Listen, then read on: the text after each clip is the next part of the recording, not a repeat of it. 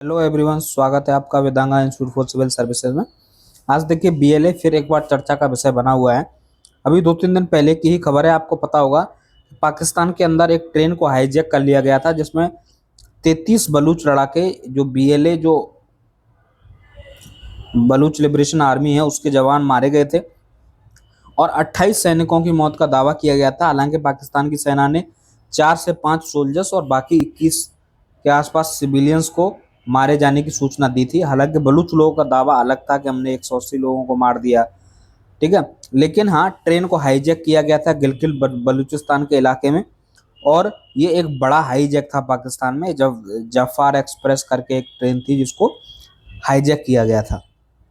देखिए, अगर पाकिस्तान का मैप अगर आप देखें तो पाकिस्तान के मैप में गिलगित बलूचिस्तान का जो इलाका है, आप देखिए कि इस तरफ ईरान बॉर्डर और अफगानिस्तान बॉर्डर, ये वाला जो इलाका है ये गिलगित बलूचिस्तान का इलाका है।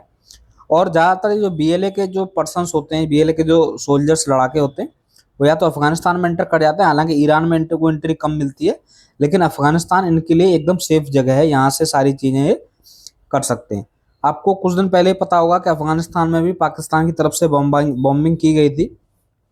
तो उसके बाद पाकिस्तान अफगानिस्तान के भी रिलेशन थोड़े से टाइट हो गए। तो कुछ पाकिस्तानी ऑर्गेनाइजेशन है, जैसे कि तहरीक तालिबान पाकिस्तान जो है वो इसको सपोर्ट करता है बीएलए को पाकिस्तान में अटैक करने के लिए। तालिबान से अलग हटके एक ऑर्गेनाइजेशन है ये, ठीक है, जो पाकिस्तान रूल कर रहा है उससे अलग हटके। तो ये पूरा जो इलाका है इस समय पूरा डिस्टर्बेंस का इलाका पाकिस्तान के लिए बन चुका है। इसमें लगातार अटैक होते रहते हैं, लेकिन हाँ, कुछ मेजर अटैक्स जो है अभी हाल ही के दिनों में तेजी से बढ़े हैं।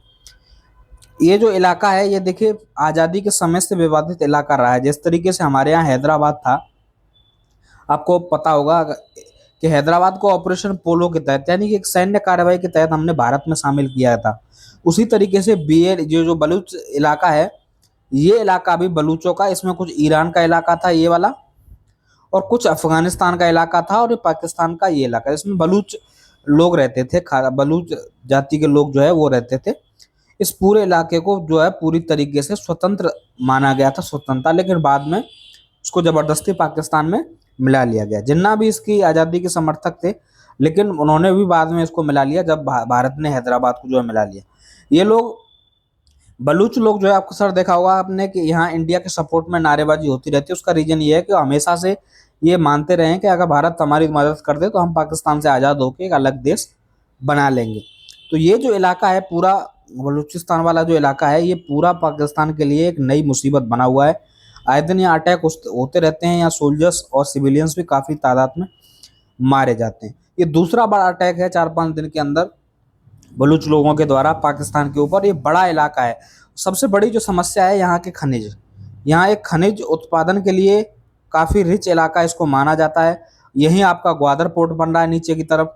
तो ये पूरा चाइना इसको पूरा शोषण कर रहा है, यहाँ से इकोनॉमिक कॉरिडोर बना रहा है। और इन लोगों को ये मानना है कि हमारे यहाँ विकास तो कुछ हुआ नहीं है, डेवलपमेंट तो हमारे यहाँ कुछ हुआ नहीं है, और उसके बदले में सारे रिसोर्सेज को आप हमारे यहाँ से खींच खींच के ले जा रहे हैं, तो हमें उसके बदले में कुछ आप दे क्यों नहीं रहे। इसलिए यहाँ ये माइंस पे, सोल्जर्स पे, सिक्योरिटी पर्सन्स पे, सिविलियंस को भी नहीं छोड़ते, सिविलियंस पे भी अटैक करते हैं।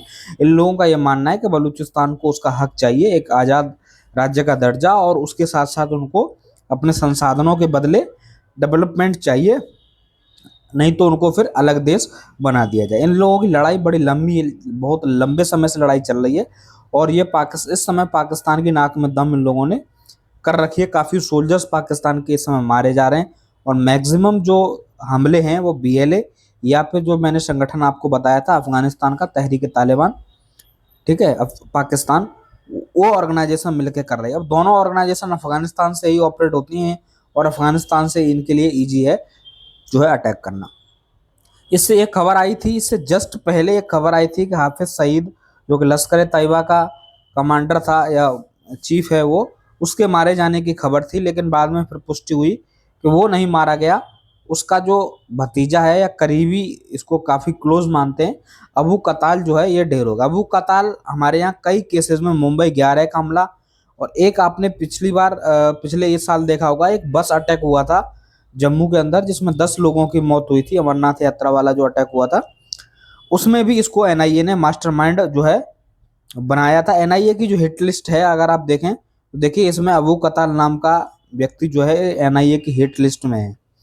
इसको भी आज एक सुसाइड अटैक में मार दिया गया है। सुसाइड अटैक था या किसी पर्सन ने उसको गोली मारी है, ऐसी खबरें हैं कि इसको गोली ही मारी गई है सामने से।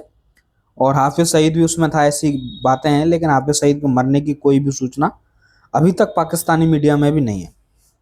लेकिन हाँ, ये एक बड़ा सरदर्द था भारत के लिए भी, बड़ा मोस्ट वांटेड आतंकवादी था और ये मारा गया। हालांकि पाकिस्तान ये कह रहा है कि इसमें ये रॉ की साजिश के तहत ही इसको मारा गया है, रॉ ने ही इसको मरवाया है। हो सकता है कि रॉ ने मरवाया हो, क्योंकि ये तो भारत की तो हिट लिस्ट में था ही, तो रॉ को तो इसकी बहुत दिन से तलाश थी कि हत्या चढ़ेगा तो उसको मारेंगे जरूर हम। ठीक है, हालांकि बीएलए वाले केस में भी हमेशा पाकिस्तान ये कहता है कि भारत इनको सपोर्ट करता रहता है, तो ये कॉन्फ्लिक्ट बड़ा लंबा चलता है और भारत हर बार इनको जवाब देता रहता है।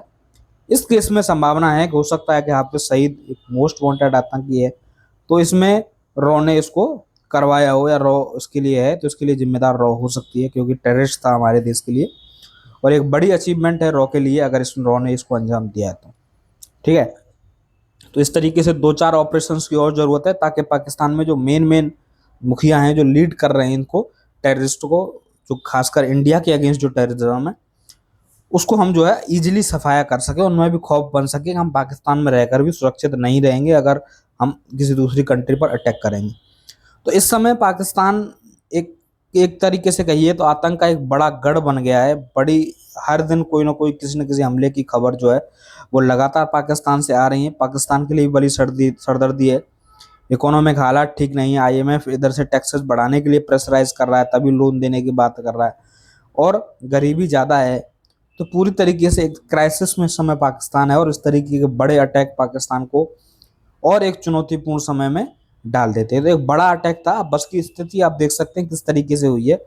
इसमें ये लोग कह रहे हैं कि 11 सोल्जर्स मारे गए हैं, लेकिन हो सकता है कि कैजुअलिटीज ज़्यादा हुई हों, कि जिस तरीके के हालात बस के हैं लग नहीं रहा है कि सिर्फ 11 ही लोग मरे होंगे, लेकिन हो सकता है कि 11 मरे हों। बीएलए का दावा है कि 90 सैनिक इसमें मरे हैं। अब इस कौन सही है कौन गलत है ये तो पाकिस्तान के अंदर ही लोगों को पता होगा। लेकिन हाँ, अटैक हो रहे हैं, कैजुअलिटीज हो रही हैं, लगातार लोग मर रहे हैं, इसमें सैनिक मर रहे हैं। तो ये एक चुनौती पाकिस्तान के लिए है। अब देखना होगा कि किस तरीके से पाकिस्तान इस चुनौती से निकल पाता है। ठीक है, क्या कोई शांति का रास्ता या कोई समझौता बीएलए के साथ करता है, या फिर बीएलए बांग्लादेश की तरह एक नया राज्य के तौर पर बलूचिस्तान को बनाने में कामयाब रहेगा। ये तो अभी समय बताएगा। आज की वीडियो में बस इतना ही। फिर मिलेंगे आपसे एक अगली वीडियो में, तब तक के लिए नमस्कार।